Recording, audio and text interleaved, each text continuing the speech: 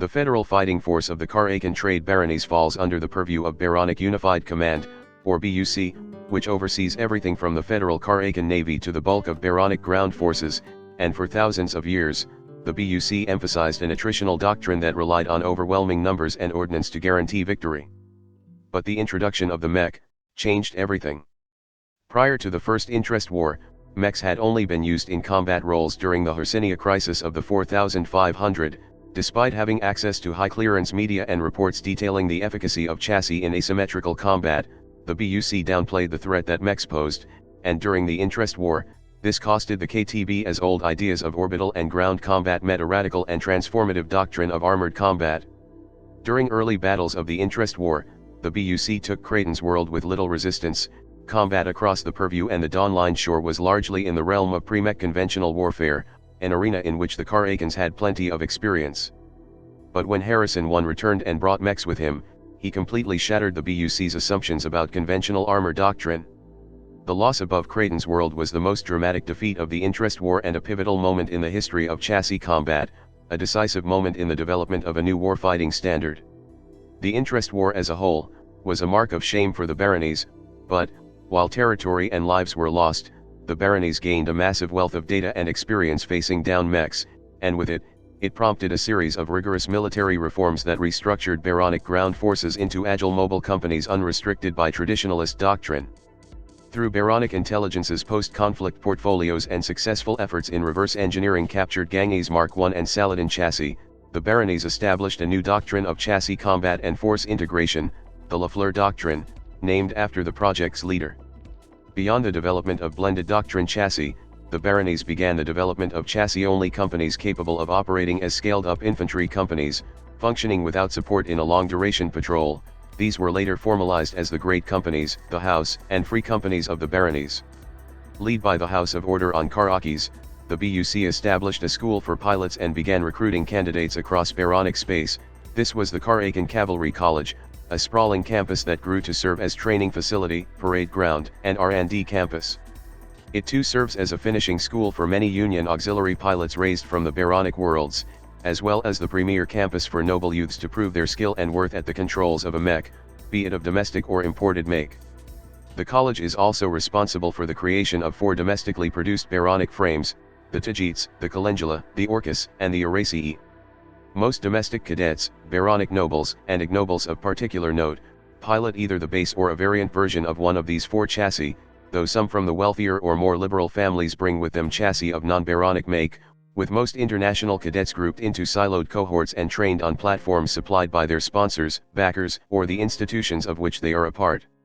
Composed primarily of ignoble soldiers and noble officers, the BUC's military is, at present, the only house-agnostic pan-Baronic fighting force loyal to the federal Baronic state, that perform the slow all-theater work of holding ground, policing otherwise lawless territories, and protecting the interests of the Baronic state, not those of individual barons.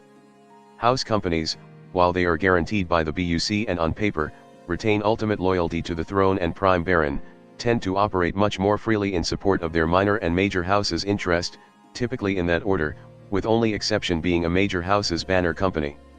Small skirmishes between house companies are common enough, but the lack of support from the much larger BUC ground and naval forces means that spats between house companies rarely boil over into massive power-threatening conflicts.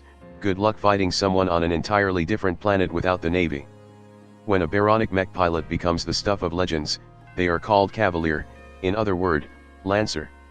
Being a Cavalier in the baronies is more than being a soldier, it is to hold oneself to an exceptional standard of courtesy, conduct, honor, and behavior. Not every Mech pilot is a Cavalier, only those who through service, daring, experience, and personality shine bright above the rest. The Cavaliers are larger-than-life public figures, with an emphasis on public, as they are expected to attend public ceremonies, regularly visit temple, and sacrifice to the passions. During major religious holidays, they will fast, sometimes for days, in hopes of plumbing deeper revelations from their bond. The most famous pilots have a fervent following in the baronies to the point that they are major icons, and there are often hotly contested battles of selection in the cavalry colleges to become their squires. Speculation about their battles, behavior, romances, and dalliances is a popular topic for gossip. Wearing house signs or heraldry is practically a requirement among famous cavaliers, but the most flamboyant and outspoken of them also make sure they are richly dressed, and are often looked upon as fashion leaders in popular culture in the baronies, bringing bright colors, slashed sleeves, capes, velvet, and hose to every public appearance. Of course, these public shows of ostentation often disintegrate when meeting the practical and more private reality of the battlefield. Even the most confident pilot in the baronies balks at bringing lace cuffs into the cockpit, worse if they perish looking like that. The practice of these traditions varies widely between houses and individuals. Some military-oriented houses, such as the House of Stone, treat the cavalier as a stiff, cold, and unfeeling figure, elevated and married to the military life, while others, such as the House of Glass, celebrate their cavaliers to the point that there are several long-running romance serials about them.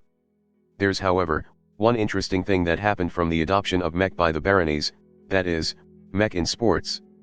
Established in the time of the dynastic Lade, the house games are a massive multi-week contest of skill and sportsmanship between major and minor houses, that evolved from decentralized sports and arena contests that had been put on for the entertainment and profit of the noble classes for millennia. Calendula's reforms dramatically limited these forerunner games, including the elimination of most blood sports, but created the house games in compensation. A not-so-subtle attempt to provide a mostly non-violent method for defusing inter-house tensions, the games are extremely popular, and happen every 7 years, Caracan time, and are hosted at the Anorum Palace grounds in the Crios, a massive interconnected superstructure of arenas, tracks, and competition rings. However, due to the relativistic travel required to reach the games in time, teams often train and depart years before they are meant to compete, completing their training en route. Most recently sanctioned by the House of Order and the Caracan Cavalry College, Pankraton Mechani is added to the games. The spectacularly high stakes of the duels has made the sport extremely popular inside and outside the baronies. Any Mech pilots that participate in the sport are called Pankrati, and the most popular of them are major public celebrities. Mechs used for the Pankraton are designed according to specific designations and weight classes, with maximum torque and power limiters carefully watched by judges and authorities. There are specific match classes, from power armor to heavy Mech duels, and transgressions against these rules and limits are taken extremely seriously, to the point of official centuries-long bans for entire houses from the house games as a whole. The Smith Shimano Atlas line of frames was originally designed for dueling, and modified versions of it are often used in the most popular duel category, 8 Suri Sang, or Blue Blood, in which two combatants fight in an elevated caged-in arena around 20 meters on each side.